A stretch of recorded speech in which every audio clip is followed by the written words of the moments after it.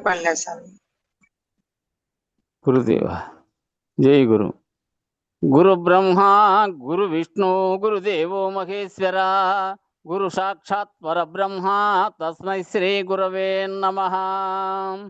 ఓం నమో బ్రహ్మాదిభ్యో బ్రహ్మ విద్యా సంప్రదాయ కర్తృభ్యో వంశ ఋషిభ్యో మఖద్భ్యో నమో గురుభ్యః. సర్వోపప్లవరహిత ప్రజ్ఞాన ఘన ప్రత్యగర్ధో బ్రహ్మైవాహమస్మి అహం పదార్థరహితః. గురవే సర్వలోకానాం విషజే భవరోగిణాం నిదయే సర్వవిద్యానాం శ్రీ దక్షిణామూర్తయే నమః.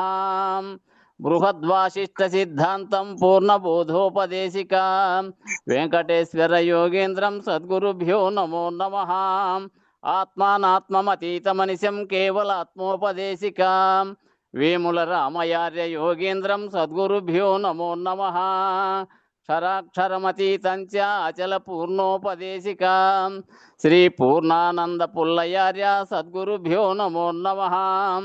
ద్వయాత్మరకిత సిద్ధాంతం పరమపురుష ప్రబోధకాం శ్రీ వివేకానంద సుబ్బయార్య సద్గురుభ్యో నమో నమః. అస్మద్గురు సమారంభం కృష్ణ సాందీప మధ్యమాం ఓంకార పీఠ పర్యంతం వందే గురు పరంపరం. జై సద్గురు ప్రభు మహారాజుకు జై, గురు పరంపరముకు జై.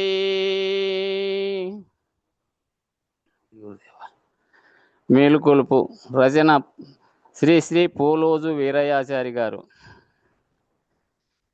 మేలుకొన్నవే నిజ గురుండని మికురుడు దయం బౌతునుండెను. శీలులై జనులంత జాగ్రత్త చెందిరది గొసుమే. ఆత్మా మేలుకో కండ్లకు నుబల ధనములనే పొరగప్పి గర్వము చేత పెద్దల కండ్లగానక పోతి బూరుగు పండ్ల భ్రమయుసుమే. ఆత్మా మేలుకో వచ్చితివి గురుమూర్తితో నొక ముచ్చటాడి పొయ్యటందుకు తుచ్చ పనులతో ప్రొద్దు పొడచితే మెచ్చరెవరు సుమే. ఆత్మా మేలుకో ప్రొద్దు జరిగెను బాల యౌవన వృద్ధవంబు సమీపమాయను. బద్ధమతి వై మరచితివి గురు వద్ద చేరవలెన్. ఆత్మా మేలుకో శుద్ధితో గురుమూర్తి పాదము నంది పూజలు చేయవలెనని బుద్ధి పొడముతునున్నదిప్పుడు సిద్ధమగుదు సుమే. ఆత్మా మేలుకో పుట్టి సచ్చడి తను ఎరుకల పుట్టకుండగ ముంచివేయగా దిట్టమౌ గురు బోధగనవలె తెలివి పొందు సుమే. ఆత్మా మేలుకో నేను మేనులు లేని అచలములోన నేనని పలుకుతుంటివి. లేని అపవాదమెక్కడిదో నెరుగవలెను సుమే. ఆత్మా మేలుకో ఉన్నదేమో లేనిదేమో ఉండజూచెడిదనుకనేనై యున్నదానవ జనన మరణములున్నవగును సుమే. ఆత్మా మేలుకో ఎంత చెప్పిన నీకు మూలము వింతయైనను లేక వచ్చిన గంతకంబుచ గురునిచే నిజమంత తెలిసెనికన్. ఆత్మా మేలుకో విన్నవానుమానభూతము నిన్ను పట్టి త్రిప్పుచున్నది. పన్నుగను గురు కరుణ సోకితే పారిపోవు సుమే.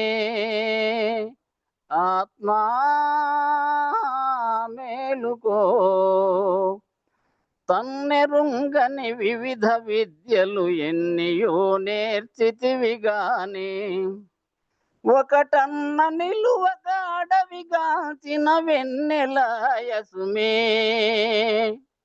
ఆత్మా మేలుకో,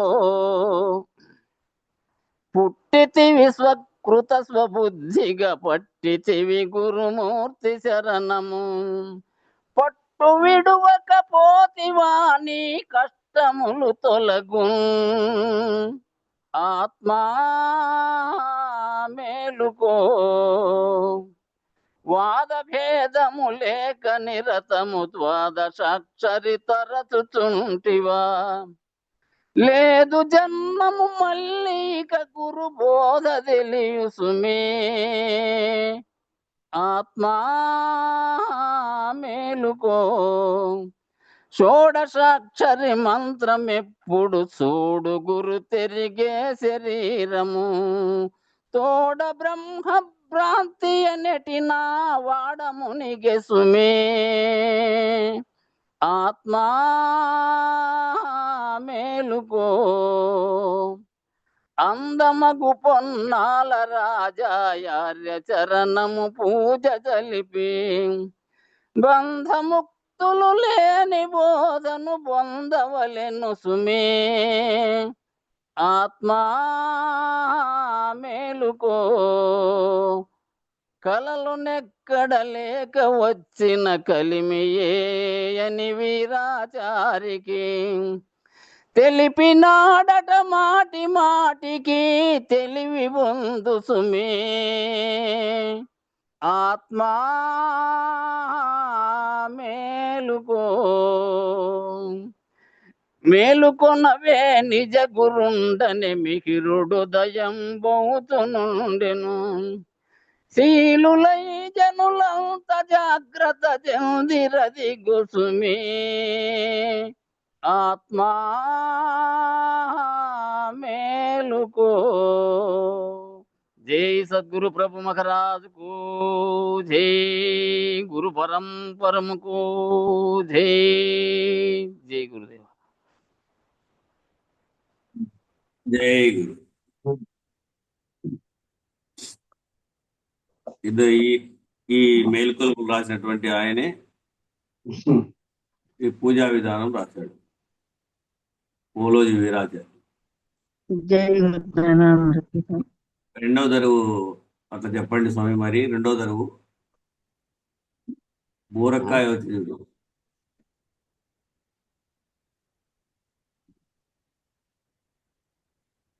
దివాకర్ స్వామి, స్వామి ఏమిది ఏది? బూరక్కాయ వచ్చినాయి.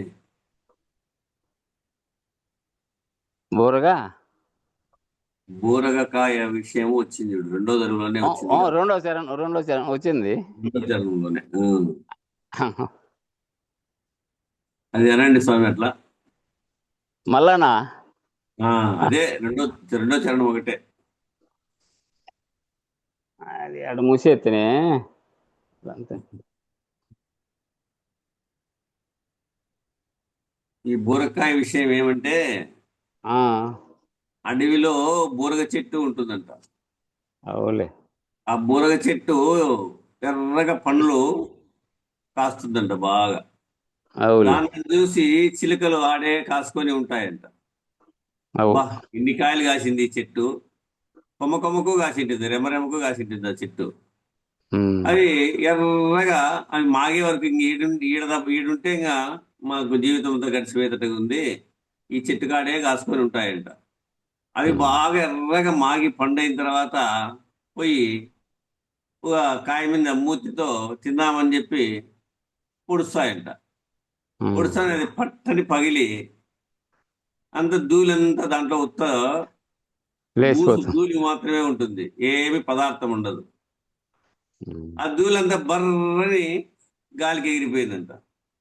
అట్లాగా బూరకాయ దగ్గర కదా చిలక కాసుకున్నట్టు మానవుడు ఈ బాహ్య వ్యవహారంలో, ఈ సంసార వ్యవహారంలో కాసుకొని ఇరుక్కొని కడకేమైతుంది, ఆ బూరకాయ కదా చిలకపోయి కొడతానే ఎట్లయితే ఆ ధూళంతా ఎగిరిపాయనో ఆ విధంగా ఈ సంసారం కదా భుజం మీద టవాలు జారిపోయినట్టు జారిపోయి ఓసారి ఇది నీటి బుడినప్పుడుగా కదా పోయినట్టు పోతుంది. పోయినప్పుడు ఏమైంది, ఆ బూసు కదా ఎగిరిపోయినట్టు ఇదంతా ఎగిరిపోతుంది. ఇక నిన్న మనం చెప్పుకున్నటువంటి కందార్థంలో 65వ కందార్థంలో భాగంగా సాధనతో క్రమముక్తితో సాధించబడాలి. ఎట్లా సాధించాలా ఇది అంటే సాధనతో క్రమముక్తితో సాధించబడాలి. ఎరుగుదునన ఒట్టి మాటలు ఇవి. ఎరుగుదు అంటే ఇవి ఒట్టి మాటలు. చాలా మంది ఏమంటారంటే ఏదైనా చెప్పనివ్వండి, మనం చెప్పేదానికి ఏదైనా చెప్తే మాకు తెలుసు ఇది అంటారు. ఏం తెలుసయ్యా నీకు, ఎట్లా తెలుసయ్యా అని అంటే ఎలా నిర్ణయం అయింది అంటే చదివామండి, విన్నామండి అంటారు. బుక్కుల్లో చదివాము అంటారు. ఈ చదివింది విన్నది చిన్న నిద్రలోనే నిలబడడం లేదు కదా. ఇప్పుడు ముందు లైన్ చదివితే మళ్ళా వెనక లైన్ చదివేటప్పటికి ముందు లైన్లోది కూడా గుర్తుండదు. అట్లా చదివామండి విన్నామండి అంటారు. ఈ చదివింది విన్నది చిన్న నిద్రలోనే నిలబడటం లేదు కదా. పెద్ద నిద్రలో ఎలా ఉంటాయి మరి. పెద్ద నిద్రలో ఎలా ఉంటాయి అంటే నీవు లేని స్థితిని పొందాలంటే ఎట్లా అవుతుంది, సహజమవ్వనివి ఏవి కూడా ఉండవన్నమాట. నీకు సహజం కావాలి అంటే నిదుర వచ్చు వరకు, నీవు సచ్చు వరకు మదియందు మరవకోకుండా ఉండేటువంటి అనిమిషత్వ స్వరూపాన్ని అలవాటు పడాలి. అట్లా అలవాటు పడకపోతే అవి నిలవవు, ఏవి కూడా ఉండవన్నమాట. అంటే ఇంద్రియ జ్ఞానములన్నీ కూడా ఇంద్రియ సంవేదనల ద్వారా పొందినటువంటి లక్షణాలన్నీ కూడా తాత్కాలికమైనటువంటివి, పరిమితిని కూడుకొని ఉంటాయి. అవి తాత్కాలమైనటువంటివి, పరిమితిమి అంతవరకే. ఎంతవరకు, ఏది అనుభవిస్తామో అది అనుభవించే వరకే కానీ మళ్ళీ ఉండదు అది. ఇట్లా అసహజం అవ్వనివి ఏవి కూడా ఉండవు. అంటే ఇంద్రియ జ్ఞానములన్నీ కూడా, ఈ శరీరంలో ఉన్నటువంటి ఇంద్రియాలన్నీ కూడా శబ్ద భ్రమ ఎంతసేపు ఉంటుంది, శబ్దాన్ని ఆస్వాదిస్తూ ఉంటాం అనుకో కూర్చొని, ఎంతసేపు స్పర్శ భ్రమ అంతే. రూప భ్రమ కూడా అంతే, ఎంతసేపు చూస్తావు. రసభ్రమ కూడా అంతే, గంధ భ్రమ అంతే. మరి ఈ ఇంద్రియ సమూహాన్ని అంతా కూడా అన్ని ఇంద్రియాల వ్యవహారము అంతే. మనసుతో కానీ, బుద్ధితో కానీ, అహంకారంతో కానీ అనుభవించేటువంటి ఇంద్రియములతో అనుభవించేటివన్నీ కూడా, ఇంద్రియ జ్ఞానములన్నీ కూడా ఇంద్రియ సంవేదనల ద్వారా పొందినటువంటి లక్షణాలన్నీ కూడా తాత్కాలికమైనటువంటి పరిమితిని కూడుకొని ఉంటాయి. అవి సంయమనం ద్వారా ఏర్పడినవి కావు కదా.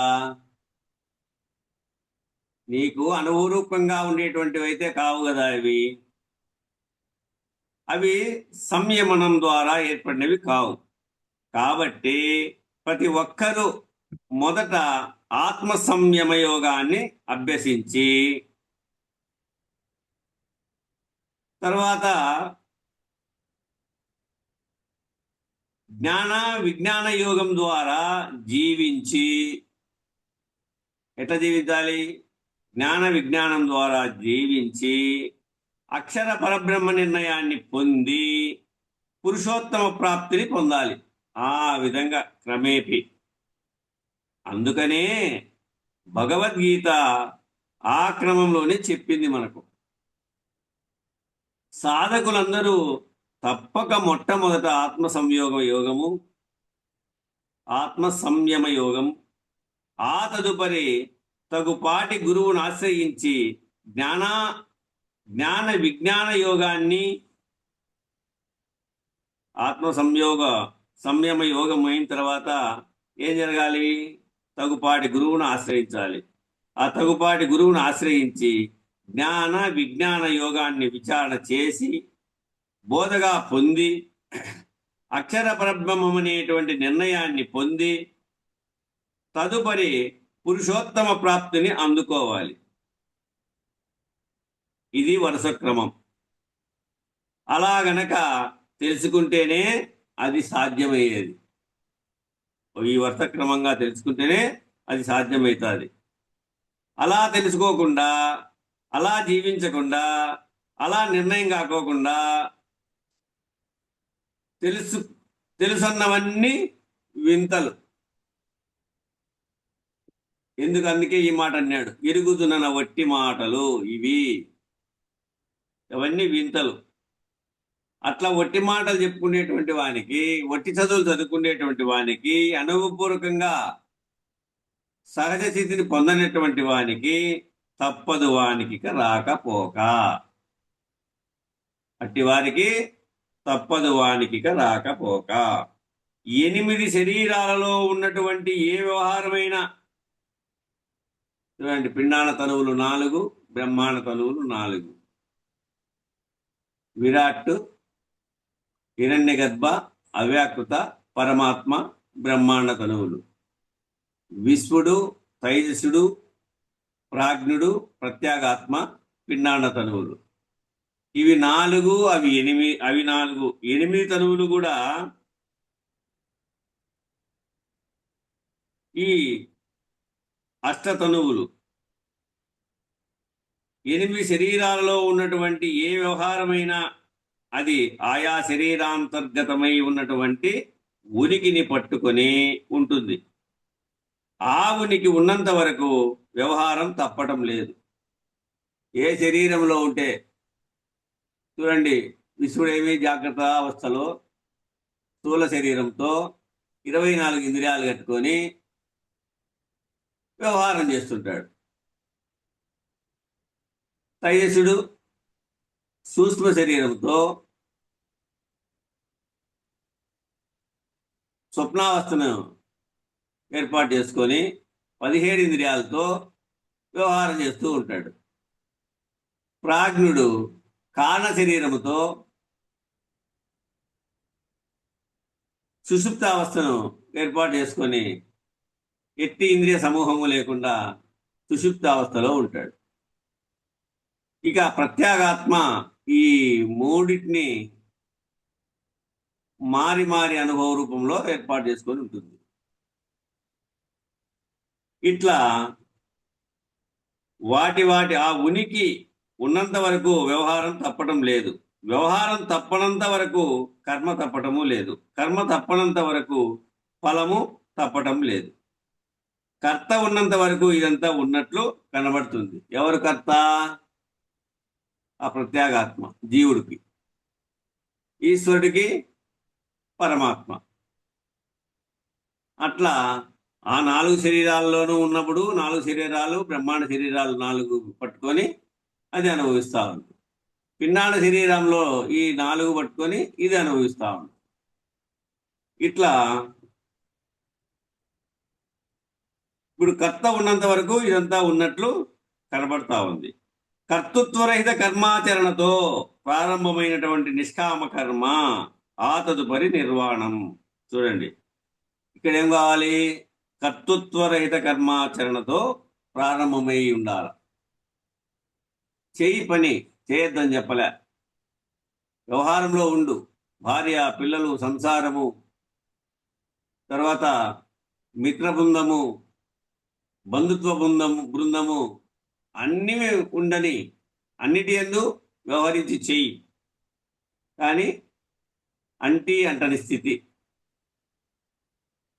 నేను ఇది చేస్తున్నానేటువంటి భావన కాకోకుండా,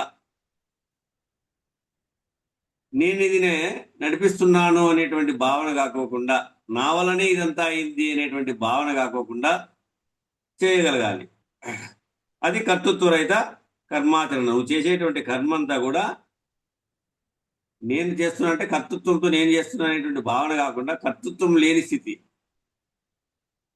ఆ విధంగా ప్రారంభమైనటువంటి నిష్కామ కర్మ, ఆ తదుపరి ఇంకా రెండో మెట్టు నిర్వాణం, ఆ తదుపరి మూడో మెట్టు ఏమి నిష్కర్మ్య సిద్ధి, నిష్కర్మ్య సిద్ధి. ఆ తదుపరి నిరీహం. ఇవన్నీ కూడా నకార లక్షణాలు అన్నమాట. అన్ని నాతో పుట్టేటివే. ముందేమో నిష్కామ కర్మ, తదుపరి నిర్వాణం, నిర్వాణం తర్వాత నిష్కర్మ్య సిద్ధి, ఆ తదుపరి నిరీహం. ఇలా పరిణామం చెందాలి. అలా చెందకపోతే రాకపోక తప్పదు. ఈ క్రమేపీ నీవు అనుభవించకపోతే, నీ అనుభవంలో సహజంగా కలగకపోతే తప్పదు రాకపోక. అరమరలేక సద్గురుమూర్తి చరణ పంకారు హృదయార్చన. ఇది మన 65వ కందార్థంలో చరణం. అన్ని సాంప్రదాయక గురుపీఠాలలో ఎక్కడికి వెళ్ళినా గురుపాద కమల సేవయు భాగవతం చెప్పింది. ఏమని? నీ పాదార్చకులతోడి నెయ్యము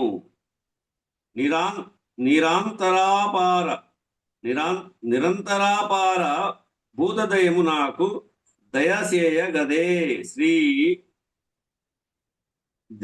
దయచేయగదే హరి శ్రీకృష్ణ అంటా ఉంది. ఏది? భాగవతంలో. నీ పాదార్చనతోడి నెయ్యము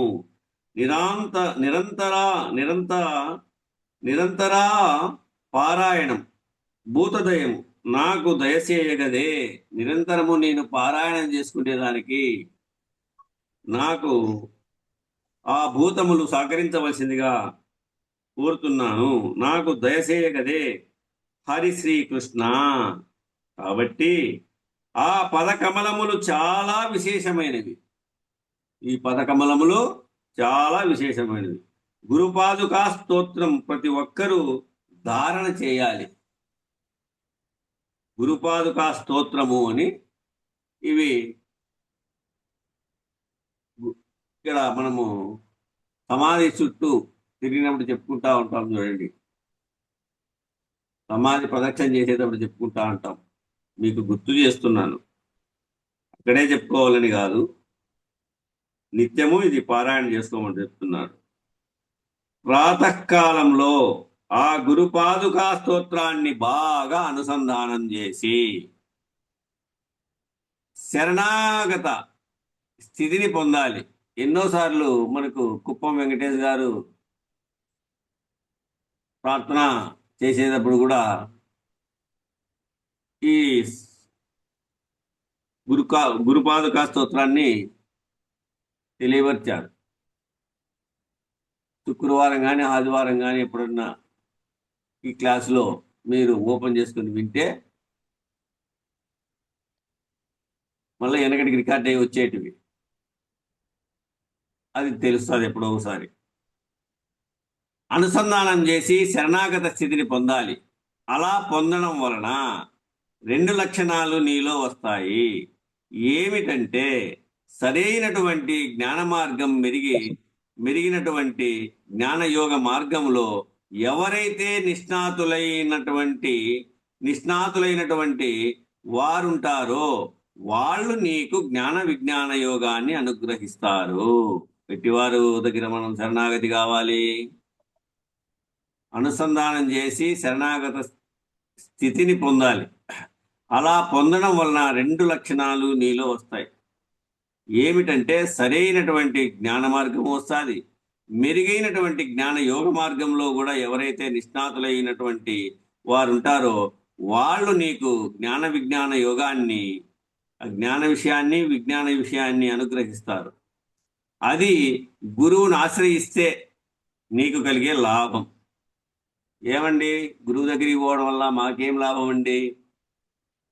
పని బాటిల్స్ పెట్టేసి ఛార్జీలు ఖర్చులు పెట్టుకొని అని అనుకుంటే, జ్ఞానయోగ మార్గము జ్ఞాన మార్గము రెండింటినీ తెలియపరుస్తాడు.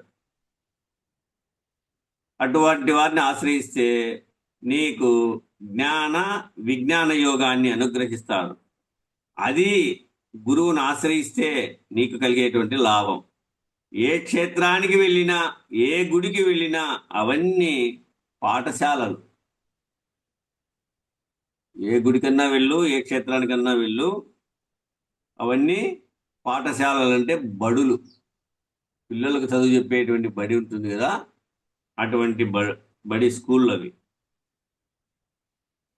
మానవుడు తన జీవితం మొత్తం మీద తెలుసుకోవాల్సినటువంటి అంశాలు కొన్ని ఉన్నాయి, గమనించగలరు. ఆయా విశేష కాలములందు నైమిత్తిక కర్మ గాని విశేష కర్మ గాని ఆయా క్షేత్రములందు చేసినటువంటి ఏవైనా సరే నీకు జ్ఞాన రూపంలోనే ఫలిస్తాయి. నీవు ఆయా విశేష కాలములందు, ఏదో మంచి కాలంలో పోతావు వాటికి, దైవ దర్శనానికని, క్షేత్రానికి, పాఠశాలకు. ఆయా క్షేత్రములందు చేసినటువంటివి ఏవైనా సరే నీకు జ్ఞాన రూపంలోనే ఫలిస్తాయి. మిగిలినవన్నీ తత్కాలవత్ ఉపశాంతి. కాబట్టి నీ జీవితకాలం నీకు పడేది ఎప్పుడు జ్ఞానమే. నీ జీవితకాలం నీకు ఉపయోగపడేది ఎప్పుడూ కూడా జ్ఞానమే. అందుకే జ్ఞాన దేవతు కైవల్యం అని శృతి ప్రమాణం ఉంది. జ్ఞానాదేవతు కైవల్యం అన్న సూత్రాన్ని చెప్పారు పెద్దలు. కాబట్టి అక్కడికెళ్ళి మనం ఏం నేర్చుకున్నామన్నది ప్రధానం. మన దృష్టి ఏం మారిందనేది ప్రధానం.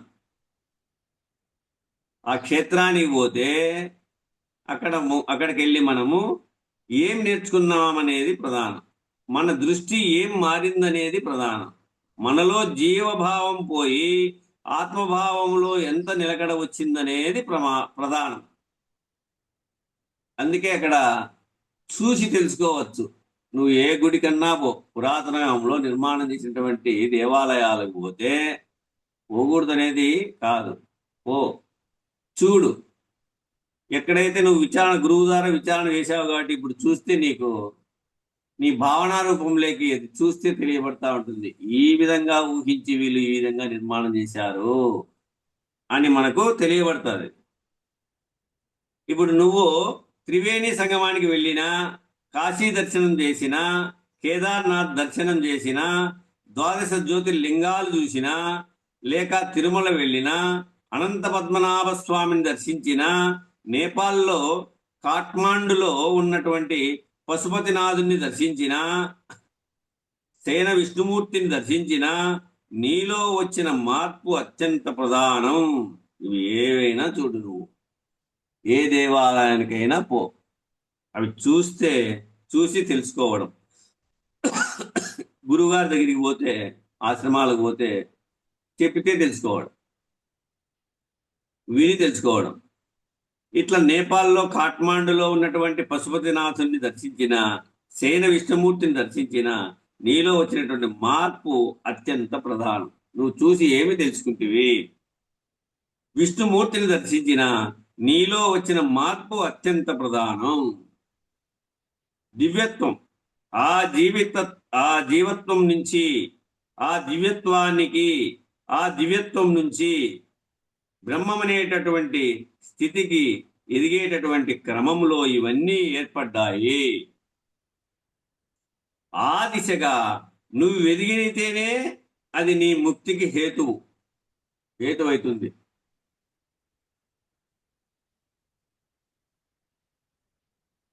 ఆ దివ్యత్వం నుంచి బ్రహ్మం అనేటటువంటి స్థితికి ఎదిగేటటువంటి క్రమంలో ఇవన్నీ కూడా ఏర్పడినాయి. ఆ దిశగా నువ్వు ఎదిగితేనే అది నీ ముక్తికి హేతు అవుతుంది. లేకపోతే కర్మగా మిగిలిపోతుంది. నువ్వు చేసిండే పని, నేను పోయి వచ్చినాను, అంతా బాగా తిరిగి వచ్చినాను, శరీరం అంతా బాగా అలతైపోయింది, ఇంటికి వచ్చిన తర్వాత 15 రోజులు జ్వరంతో పడుకున్నాను. 15 రోజులు జరిగితే 15 రోజులు జ్వరంతో పడుకోవాలి. అంటే నీళ్ళన్నీ మారుతాయి, వాతావరణం అంతా మారుతుంది. ఆ వాటి వల్ల వస్తాయి శరీరానికి. దివ్యత్వం ఈ జీవత్వం నుంచి ఆ దివ్యత్వానికి, ఆ దివ్యత్వం నుంచి బ్రహ్మం అనేటటువంటి స్థితికి ఎదిగేటటువంటి క్రమంలో ఇవన్నీ ఏర్పడ్డాయి. ఆ దిశగా నువ్వు ఎదిగితేనే అది నీ ముక్తికి హేతు అవుతుంది. లేకపోతే అది కర్మగా మిగులుతుంది. నువ్వు పోయినటువంటి శ్రమగానే మిగులుతుంది. కానీ అది నువ్వు భావనలోకి తెచ్చుకోకపోతే పొయ్యి కూడా వృతా. సంస్కార బీజములలో భాగంగా మిగిలిపోతుంది అంతే. అప్పుడు రద్దు కావన్నమాట. నువ్వు అప్పుడు రద్దు కాలేవు. ఎట్లున్నాడు మూల విరాట్? నువ్వు పోయినటువంటి క్షేత్రంలో మూల విరాట్ ఎట్లున్నాడు? చెలించకుండా ఉన్నాడు. నీ ప్రాంగణం అంతా, నీ గర్భమంతా ప్రాంగణమే. నీవు చక్కగా పాదాలు తీసుకొని చక్కగా పడుకుంటావు చూడు, ఆ 2 పాదాలే ఆ ముఖద్వారం. ఆ 2 పాదాల మధ్య నడిచేటువంటి ఆ నడకే ఆ ముఖద్వారం నుంచి పోయేటువంటి ప్రాంగణం.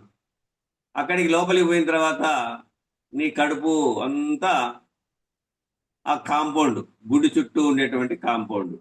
అక్కడి నుంచి ప్రయాణం అయిపోతే ముఖద్వారం వస్తుంది. ఆగ్నేయ చక్రం ముందు ముఖద్వారం వస్తే అక్కడ మూల విరాట్ ఉంటాడు. అక్కడ మూల విరాట్ కదలక మెదలక ఉంటాడు. ఆ స్థితిని నువ్వు పొందు. అందుకే చూసి మొక్కు. ఆ మూల విరాట్ ఎట్లా కదలకుండా మెదలకుండా నిష్కామ స్థితిగా ఏకర్తృత్వం లేనటువంటి వాడుగా ఎట్లయి ఉన్నాడో ఆ విధంగా వాటిని చూసి నువ్వు అట్లా ఉండు అని మనకు తెలియబడుతుంది. అక్కడ ఏమవుతుంది? సంస్కార బీజంలో భాగంగా మిగిలిపోతుందంతే. అప్పుడు రద్దు కావన్నమాటవి. పునః అదే పని చేయాలనిపిస్తుంది. ఇంకోసారి పోయిద్దామా అని అనిపిస్తుంది. మళ్ళా తీర్థయాత్రలకి వెళ్ళాలని అనిపిస్తుంది. మళ్ళా వెళ్తాం, మళ్ళా కూడా వెళ్తావు, మళ్ళా చూస్తావు, అలంకారం చూస్తావు అంతే. ఏం చూసి వచ్చినా మొదట అదే చూస్తావు అంతేగాని నీకు భావనారూపంగా ఏమన్నా మదిలో దిద్దుకున్నావా? అదే అర్చన చూస్తావు, అదే అభిషేకం చూస్తావు, అదే దివ్యత్వాన్ని చూసేటువంటి ప్రయత్నం చేస్తావు. కానీ వచ్చిన తర్వాత నువ్వు ఇంట్లో అలా చేయలేదనుకో, అలా జీవించలేదనుకో, అప్పుడేమైంది? గుడికి వెళ్ళి నేర్చుకున్నటువంటి దానిని ఇంటికొచ్చి చేస్తే ఇల్లు గుడిగా మారుతుంది. నువ్వు గుడికి పోయి గుళ్ళో చేసినటువంటి వ్యవహారం అంతా ఇంటికి వచ్చి చేస్తే ఏమవుతుంది? ఆ గుడే ఇల్లే గుడిగా మారుతుంది. ఇంటిని గుడిగా మార్చుకోగలిగితే అప్పుడు దేహమే దేవాలయంగా మార్చుకోగల ప్రయత్నం చేస్తావు. నీవు ఇంటిని గుడిగా మార్చుకుంటే అప్పుడు నీ ప్రయత్నం ఎట్లుంటుంది? నీ శరీరమే దేవాలయంగా మార్చుకోగలుగుతావు. అవును, నీ శరీరమే దేవాలయం. సర్వదేవతలు ఉన్నారు నీ శరీరంలో, సర్వక్షేత్రములు ఉన్నాయి, సర్వ సముద్రాలు ఉన్నాయి. నువ్వు చూస్తే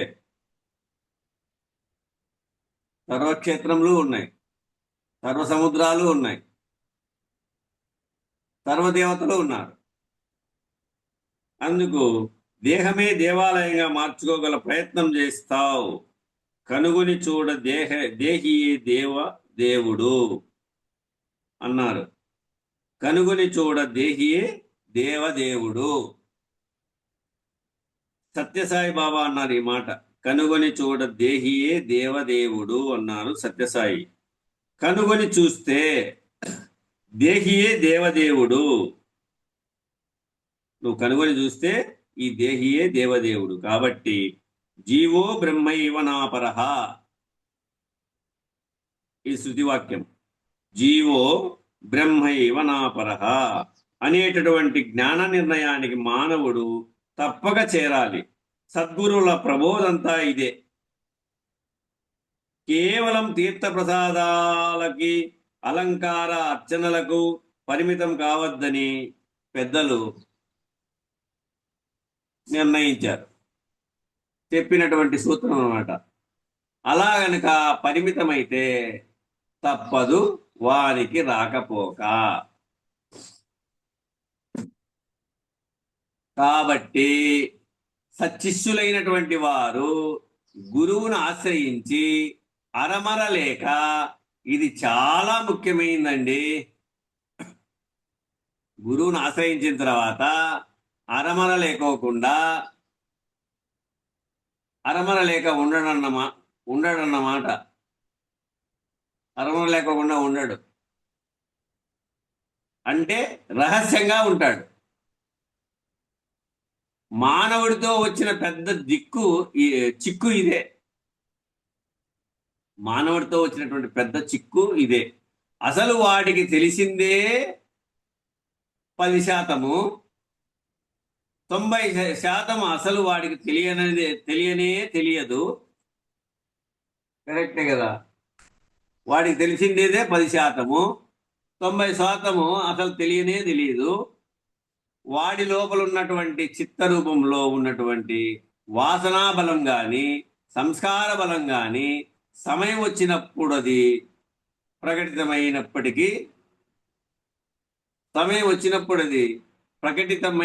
ప్రకటితమైతే తెలుసుకోవలసిందే గాని వాడి లోపలేముందో వాడికి అసలు ఎప్పటికీ తెలియదు. వాడి లోపల ఏముందో వాడు ఎప్పుడైనా అవసరం వచ్చినప్పుడు, పెద్దల దగ్గర చేరినప్పుడు ఆ విషయాన్ని తెలుసుకోవాల్సిందే గాని వాడంతకు వాడు అట్లే ఉంటే వాడికి ఏం తెలుస్తుంది? అసలు తెలియదు. వాడి లోపలేముందో వాడికి అసలు ఎప్పటికీ తెలియదు. 90% వింటున్నావు అవ్యక్తం, 10% 90% తెలియని విషయం, 10% ఏమో తెలిసి ఉంటుంది. అంతే 10% జీవితంలో వ్యక్తమైంది. ఆ వ్యక్తమైన దాంట్లో కూడా వీడి ప్రయత్నంతో మళ్ళా అరమరలు. ఆ 10% వ్యక్తమైంది కదా, ఇంకా 90% ఏముందో దాని తగ్గ నడతాడు. ఆ 10%తో తెలియబడినదంతా ఏడో ఒకసారి కూర్చొని మాటల రూపంలో పోగొట్టుకుంటాడు. అదే మనకు చెప్పారు కదా పెద్దలు, 3 బొమ్మలు పెట్టుకొని 3 బొమ్మలలో ఒక పుల్ల తీసుకొని తొలి బొమ్మ చెవిలో పెడితే ఆ చెవిలో దూరొచ్చింది. రెండో బొమ్మ చెవిలో పెడితే నోట్లో వచ్చేసింది. మూడో బొమ్మ చెవిలో పెడితే మనకు కనపల్లె, పైకి తలలోకి ఎక్కిపోయింది.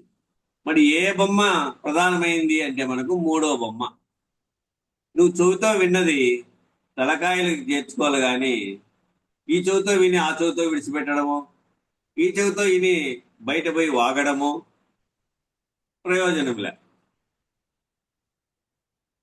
రెండోది, చెవిలో పెడితే నోట్లో బయట వచ్చినటువంటిది బొమ్మేమో ఈ వింటుంది, ఈడ బయటికి పోయి ఆడ వాగుతుంది ఊరికనే. అట్లా ఆ 10% అది కూడా ఉండించుకోదు, బయటికి పోయి వాగుతుంది. 10% జీవితంలో వ్యక్తమైంది. ఆ వ్యక్తమైన దాంట్లో కూడా వీడి ప్రయత్నంతో మళ్ళా అరమరలు. ఎందుకని అంటే ప్రారబ్ధ కర్మను ఆగామి కర్మగా మార్చుకుంటాడు కదా. ఈ ఆగామి కర్మంతా మళ్ళా వెళ్ళి ఆ రహస్యంలో చేరిపోతుంది. కాబట్టి పెద్ద శివరహస్యం ఏమిటంటే నీ చిత్తమే. పెద్ద శివరహస్యం, ఆ శివుడు చెప్పినటువంటి రహస్యం ఏమప్పా అంటే నీ చిత్తమే. అంటే నీ చింతన. నీ చింతన దేనిపైన ఉండాలా? అదే జయచంద్ర గారు అడిగినటువంటి ప్రశ్న. నీ చింతన గురువాక్యం పైన గురి కలిగి ఉండడం. పరి విధములుగా పరుగులు తీయక గురువు చెప్పినటువంటి వాక్యం పైన గురి కలిగి ఉండడమే నీ చింతన.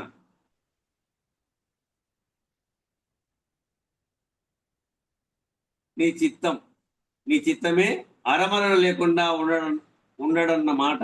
అంటే నీ అహాన్ని పోగొట్టుకోవడం కోసము గురువు దగ్గరికి వెళ్ళాలి. నీ అహాన్ని పోగొట్టుకునే దానికోసమే గురువు దగ్గరికి వెళ్ళాలి. అహాన్ని పోగొట్టుకోవడం కోసం గురువు దగ్గరికి వెళ్ళని వాళ్ళు ఎవరైతే ఉన్నారో, అహము అంటే ఎరుక, ఈ అహాన్ని పోగొట్టుకోవడం కోసం గురువు దగ్గరకు వెళ్ళని వాళ్ళు ఎవరైతే ఉన్నారో వాళ్ళందరూ తప్పక వారి అహం చేత వారే బాధించబడుతూ ఉంటారు. కాబట్టి గురుపాద పద్మములు ఎందుకు ఆశ్రయించాలయ్యా అంటే నేను అన్న అహాన్ని పోగొట్టుకోవడం కోసం. ఎందుకప్ప గురుపాదం పట్టాలా మనము అంటే ఈ నేను అన్నటువంటి అహాన్ని పోగొట్టుకోవడం కోసం మనము గురుపాదం పట్టాల. అందుకొరకే అనేక రకాలైనటువంటి వారి స్థితిని బట్టి సాధనలు చెప్పబడుతుంటాయి. కొంతమంది భౌతికమైనటువంటి శ్రమ మేరకే చేయగలిగినటువంటి వాళ్ళు ఉంటారు. గురువు దగ్గరికి చేరి కొంతమంది ఏం చేస్తారంటే భౌతికమైనటువంటి సేవ చేస్తూ ఉంటారు. భౌతికమైనటువంటి శ్రమ మేరకే చేయగలిగినటువంటి వాళ్ళు ఉంటారు. వాళ్ళకి ఆ రకంగా సేవ చేస్తూ కర్మని కర్మయోగంగా మార్చుకునేటువంటి పద్ధతి దేవాలయాల్లో కూడా అంతే. సేవా మార్గం అని చెప్పబడుతున్నవన్నీ కూడా చతుర్విధ శుశ్రూషలలో అంగ స్థాన భావ ఆత్మ శుశ్రూషలు అనే చతుర్విధ శుశ్రూషలలో అంగ శుశ్రూషణ అంతా కూడా సేవా యోగం.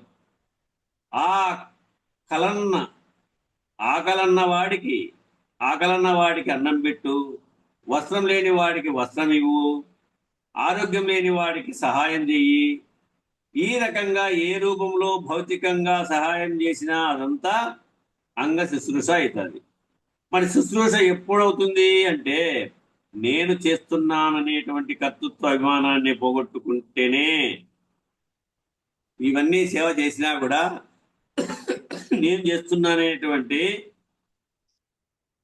ఆ అభిమానాన్ని పోగొట్టుకుంటేనే శుశ్రూష అవుతుంది. కానీ చేసే వాళ్ళందరూ నేను చేస్తున్నాను అనేది బలపడేటట్లుగా చేస్తే అప్పుడేమైంది? అహం బలపడి అది శుశ్రూషగా మారదు, ప్రయోజనం లేదు. ఏదైనా ఇదంతా నేనే ఆడతంబడే స్వామి, నాకే ఆరోగ్యం సరిగా లేదు, ఈ సేవ అంతా నేనే ఆడ చేస్తూ ఇదంతా నేనే ఆడగడుగుదు అని భావం చెందితే ఏమవుతుంది? అది శుశ్రూష అనిపించదు. నేను చేస్తున్నాననేటువంటి కర్తృత్వ అభిమానాన్ని పోగొట్టుకుంటేనే శుశ్రూష అవుతుంది. కానీ చేసే వాళ్ళందరూ నేను చేస్తున్నాను అనేది బలపడేటట్లుగా చేస్తే అప్పుడు ఏమవుతుంది? అహం బలపడి అది శుశ్రూషగా మారదు. మారినప్పుడు ఏమైందంటే జీవుడుగా దేవా తాదాత్మత అభిమానాన్నే పొందుతాడు. అప్పుడు ఏమవుతుంది? అది మారినప్పుడు ఏమైందంటే జీవుడుగా దేహతాదాత్మత అభిమానాన్నే పొందుతాడు. కానీ పూర్వం మన భారతీయ సంస్కృతిలో ఒక గొప్ప లక్షణం ఉందండి. ఈనాటి కాలంలో ఏ ఇంట్లో చూసినా అది కనబడటం లేదు. యా ఇంటికి పోయినా అది కనపడలే. ఆనాటి కాలంలో సమాజాన్ని నిర్మించడం, సంస్కృతిని నిర్మించడం, విజ్ఞానయుతమైనటువంటి జీవనాన్ని నిర్మించడం అనేటువంటి ప్రాథమిక లక్షణాలతో ప్రతి కుటుంబము ఉండేది. అప్పుడు ఎలా ఉండేదంటే ఆ ఇంటి గృహిణి త్యాగమై, అమృతమై, ఆ ఇంటి యజమానురాలు త్యాగం కలిగి ఉంటుంది, అమృతమై, అందరినీ ఆరాధించి అందరికీ సేవ చేసేటువంటి లక్షణ స్థితిగా ఉంటుంది. ఎలా ఉండేదంటే ఆ ఇంటి గృహిణి త్యాగమై, అమృతమై, ఆ కుటుంబంలో ఉన్న 20 మంది వేదనలని ఓర్పుగా వినేటువంటి అమృతానందమయ్యాయ. కుటుంబంలో 25 మంది ఉంటే ఆ 25 మంది విషయాలు కూడా ఆమె ఆ వేదనలన్నీ కూడా ఓర్పుగా వినేటువంటి అమృతానందమయ్యి. 20 మంది ఉండే కుటుంబంలో ఆ 20 మందిది వాళ్ళ యొక్క వేదనలన్నీ కూడా వినేటువంటి తల్లి అమృతానందమయ్యి. ఎవరికో వెళ్ళి చెప్పుకో అక్కర్లా. ఆ 10 మంది ఎవరికో వెళ్ళి చెప్పుకో అక్కర్లే, ఆ తల్లికి చెప్పుకుంటే చాలు, చక్కగా విని ఓదారుస్తుంది. తాను చదువుకున్నటువంటి భాగవతమో, భారతమో, లేకపోతే రామాయణమో, తాను చదువుకున్నటువంటి వేదాంతమో, పెద్దలు చెప్పగా విన్నటువంటి విశేషమైనటువంటి శృతివాక్యములో వాటిని ఆధారంగా చేసుకొని ఆ సమస్యలకి పరిష్కారం చెప్తుంది. ఈశ్వరుని యందు బలీయమైనటువంటి విశ్వాసాన్ని కలిగించేటట్లుగా ఆ మాతృమూర్తి బోధించేది. నువ్వు ఏ విషయాలు తీసుకొని పోయి చెప్పినా ఆ విషయానికి అనుసంధానం చేసి నీకు అర్థమయ్యేటట్టుగా చెప్పగలుగుతుంది ఆ మహాతల్లి. ఏమైందంటే అట్లా దానివల్ల ఏమైందంటే ఆ కుటుంబంలో ఎవరికీ ఈ మానసిక సమస్యలు లేవన్నమాట. ఆ కుటుంబంలో ఎవరికి ఈ మానసిక సమస్యలు లేవు. అందరూ ప్రశాంతమైనటువంటి జీవనానికి ప్రాధాన్యతనిచ్చేవారు. ఎక్కడో చెదురుమదురుగా ఆసురీ సంతతి ఉండేవాళ్ళు. ఎక్కడో అప్పుడు పూర్వకాలంలో ఏదో కుటుంబంలో రాక్షస గుణం కలిగినటువంటి వాళ్ళు ఏదో 100కో 1కోటికో ఒకరు ఉండేవాళ్ళు. ఒక కుటుంబం అట్లా అది కూడా ఉండేది. ఎక్కడో చెదురుమదురుగా ఆసురీ సంతతి ఉండేవాళ్ళు. అయితే అందరూ ప్రశాంతంగా ఉండేవారు, ఉన్నది అనుభవించేవారు. జీవితం ప్రశాంతంగా వెళ్ళటమే ప్రధానం. ఆ జీవితము ప్రశాంతంగా వెళ్ళడమే ప్రధానం. ఆ కుటుంబ యజమాని కూడా అయ్యో నేను ఇంత కుటుంబ భారాన్ని మోస్తున్నాననేటువంటి అని ఎప్పుడూ కూడా అనుకునేవాడు కూడా కాదు.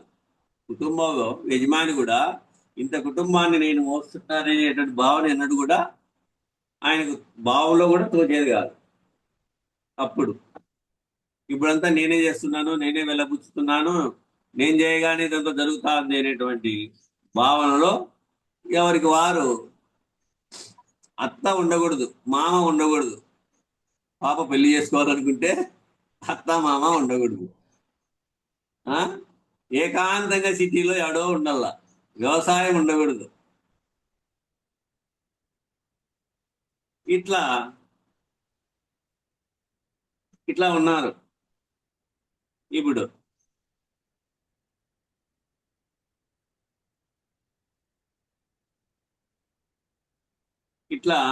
అట్లా దానివల్ల ఏమైందంటే ఆ కుటుంబంలో ఎవరికి ఈ మానసిక సమస్యలు లేవన్నమాట.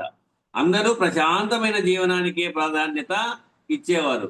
ఎక్కడో చెదురుమదురుగా ఆసురి సంతతి ఉండేవాళ్ళు.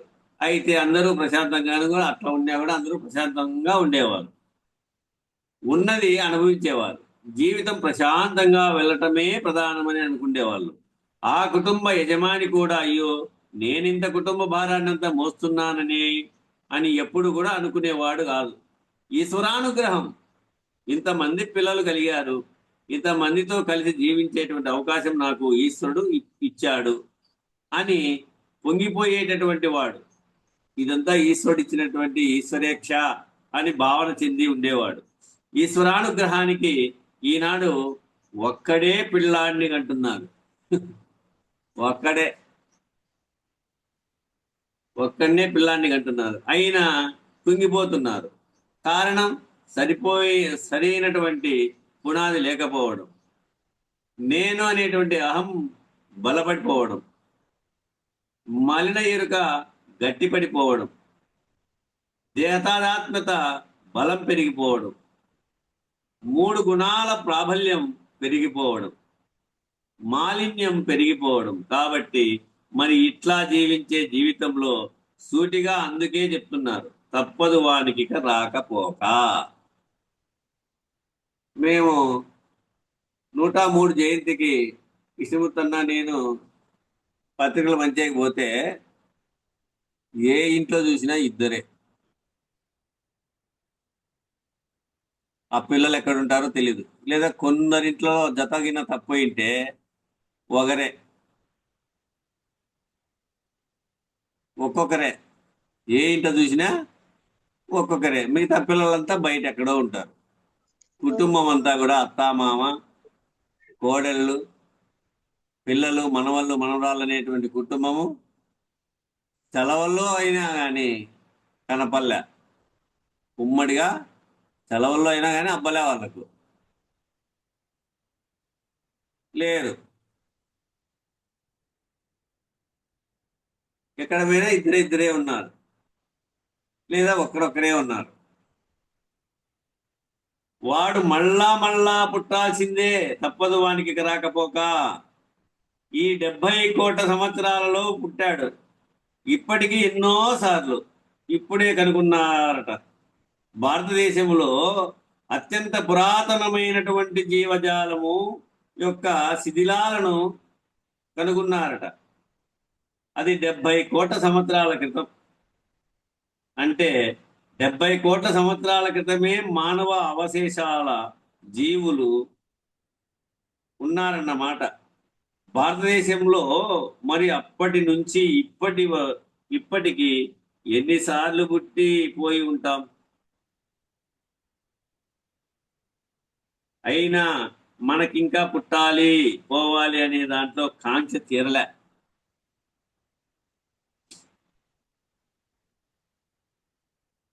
ఆ జగన్మాత మనకు పోసేటువంటి పాలు ఇప్పుడు 7 సముద్రాల్లో ఎన్ని నీళ్లు ఉన్నాయో అన్ని పోసేట్టుందంట.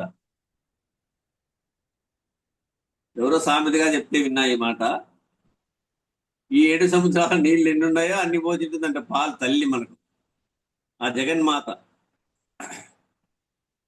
అన్ని సంవత్సరాలు పుట్టుతా వచ్చినా కానీ ఇంకా పుట్టాలనేటువంటిది ఇంకా కాంక్ష తీరలే. ఇది కడతీర్చుకోవాలనేటువంటి భావన పొందలే, ఆ త్యాగం రాలే, ఆ వాంఛ తీరలే, ఆసక్తి పోలే, సంగత్వం పోలే, అభిమానం పోలే, సాక్షిత్వం రాలే. ఇలా ఉండటం వల్ల ఏమైందంటే ఎక్కడికక్కడ పరిమితమైనటువంటి మల విక్షేప ఆవరణ దోషాల ద్వారా, షడూర్ముల ద్వారా ఆకలి దప్పికలు, జనమరణములు, శోకమోహములు, ఆవరణ విక్షేపము, మల విక్షేప ఆవరణ దోషముల ద్వారా, షడూర్ముల ద్వారా, తాపత్రయాల ద్వారా, ఆధ్యాత్మిక, ఆది భౌతిక, ఆది దైవిక తాపత్రయాల ద్వారా, షడ్వికారముల ద్వారా అస్థితే జాయతే పరిమినతే అనేటువంటి 6 ఉన్నాయి. అవి తల్లి గర్భంలో నుంచి వచ్చినప్పటి నుంచి కడకు నువ్వు ఇది కట్టే కాలే వరకు ఆ 6 వికారాలు ద్వారా అన్ని నీ మనోరూప సంబంధమైనదంతా కూడా మనసునందే సృజించబడి